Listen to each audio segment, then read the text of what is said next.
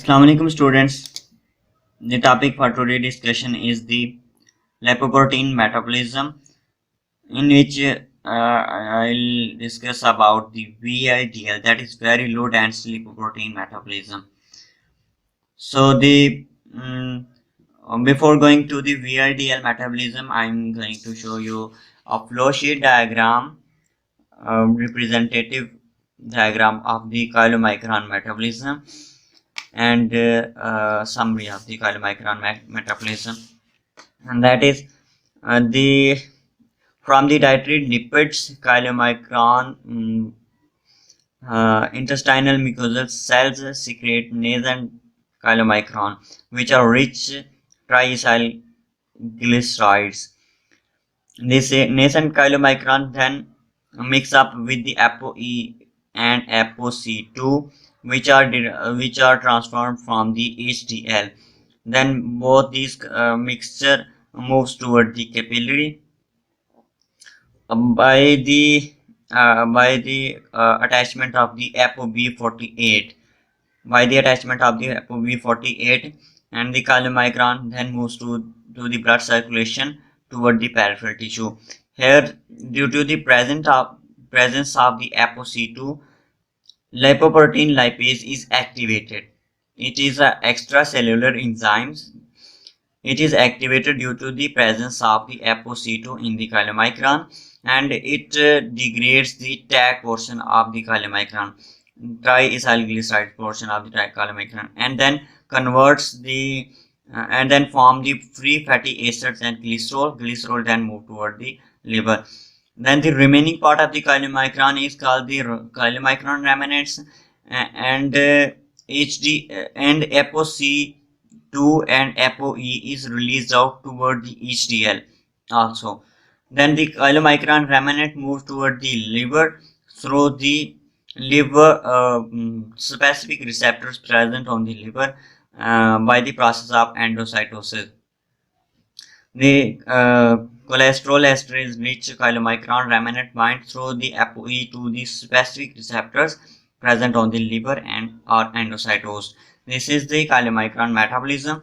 And then moving toward the topic VIDL, very low density lipoproteins. It is a major lipoprotein class. Its density is more than 1, and it is endogenous lipoprotein which is synthesized in the liver.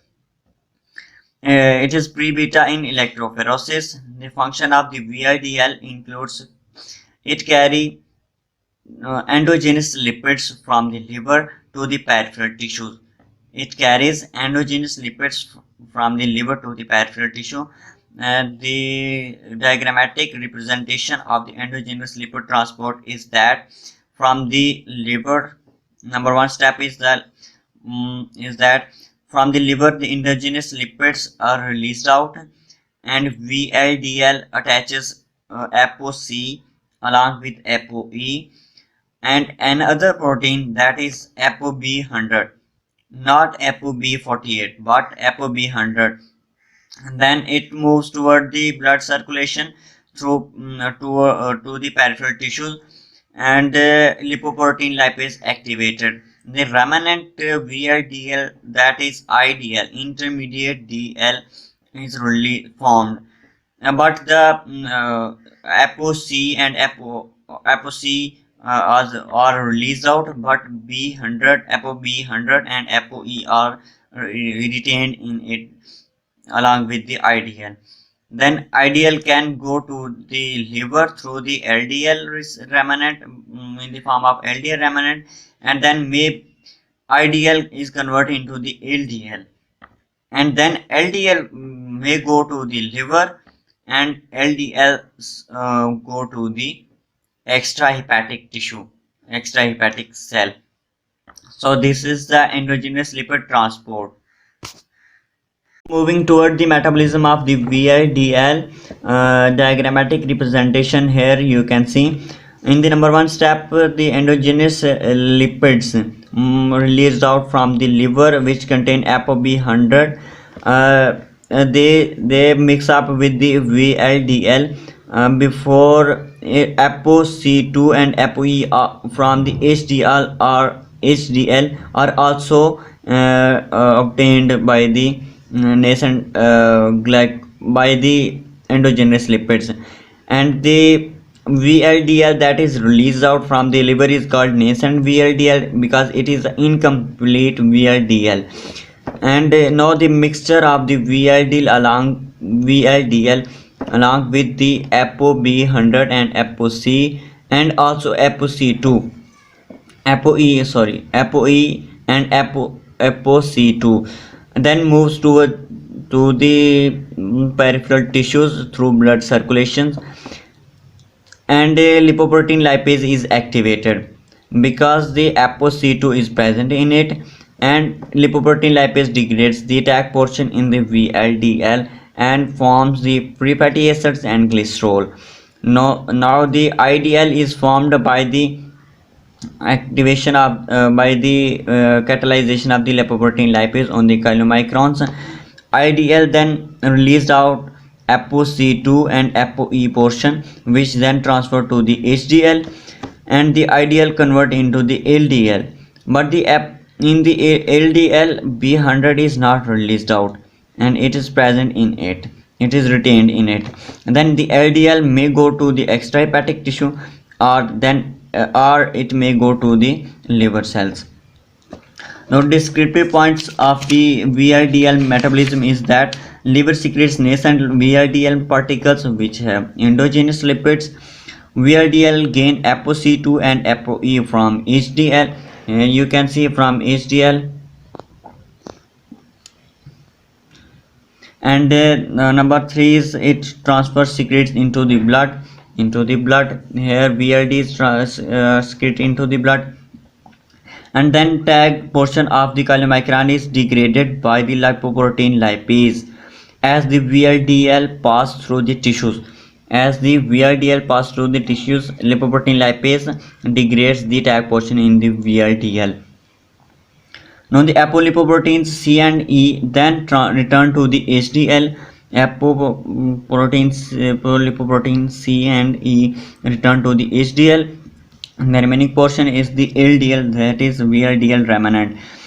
But the B100 is not released out. B100 is retained in the LDL, and VLDL is converted to the LDL. VLDL is converted to the LDL. LDL binds to the specific receptors on extrahepatic tissue and on the liver. Binds to the specific receptors on the extrahepatic tissue, or it may binds to the liver cells. Receptor mediated endocytosis. It is the process by which the LDL is moved toward the liver or the extrahepatic tissues. Then toward the clinicals associated with the VLDL are here. Number 1 is hepatic steatosis, non-alcoholic fatty liver. It is due to the imbalance between the hepatic triglycerides synthesis and the secretion of VLDL. The condition includes in it the obesity and type 2 diabetes mellitus.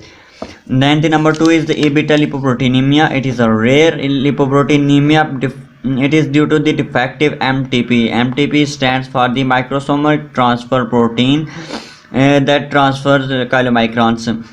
And then inability to load ApoB with the lipids.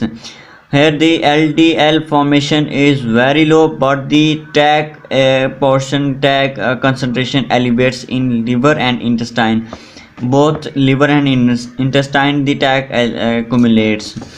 And number 3 is the type 3 hyperlipoproteinemia. It is also called the familial disc beta lipoproteinemia and broad beta disease. Here the cholesterol level is elevated high. In it the premature atherosclerosis also occurs.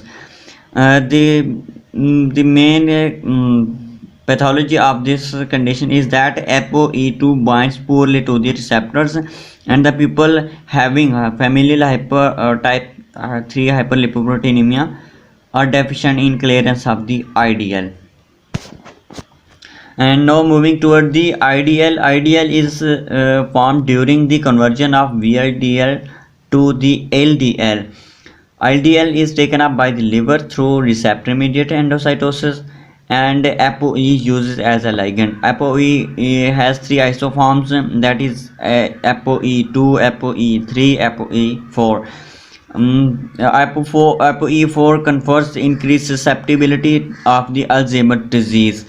Now this is the end of the VIDL metabolism.